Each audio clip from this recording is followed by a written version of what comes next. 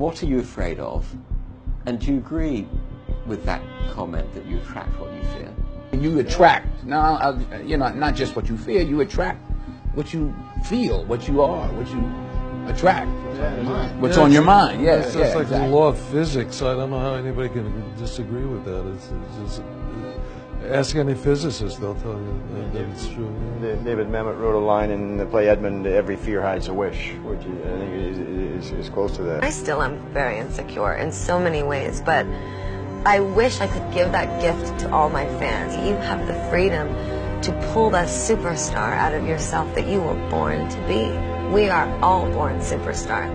When things are going good and you visualize these good things happening, you visualize more good things happening, that's easy. What's not easy to do is when things are going bad and you're visualizing the good stuff. Champion Conor McGregor. Conor, you've been dreaming about this moment, you've been talking about this moment. Honestly though, does it feel the way you thought it would?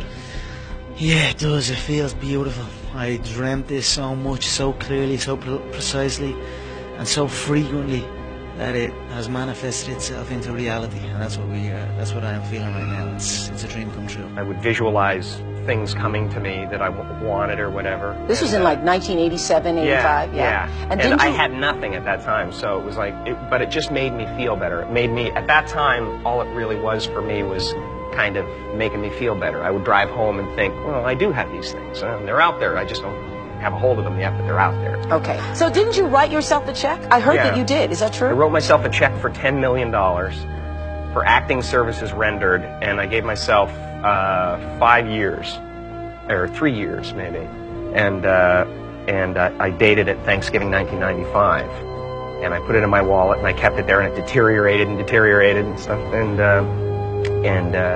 but then just before Thanksgiving 1995, I found out that I was going to make $10 million on, I think it was Dumb and Dumber. Dumb and Dumber, yeah. So you visualize yourself like...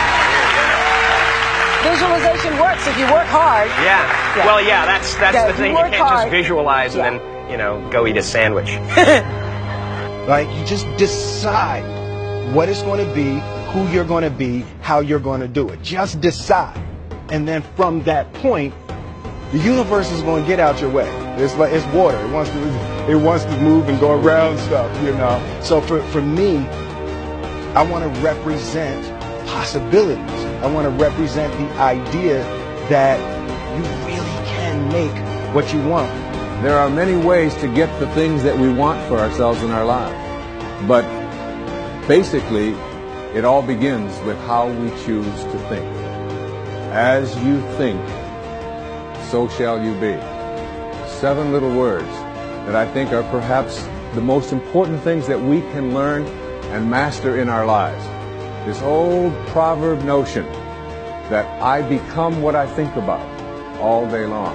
And once you know that what you think about is what expands, you start getting real careful about what you think about. You don't allow your thoughts to be on anything that you don't want, or that you wouldn't want to have manifest or show up for you in your life. Like attracts like. You have to understand, you are a magnet. Whatever you are, that's what you draw to you. If you're negative, you're going to draw negativity. You're positive, you draw positive. You're a kind person, more people are kind to you. So you're like a magnet, you know, and you got to understand something about like attracts like. If you see it in your mind, you can hold it in your hand. This is so true. Joy and depression cannot reside in the same space. Laugh every chance you get. Just bust out laughing, even if it ain't funny. Just laugh.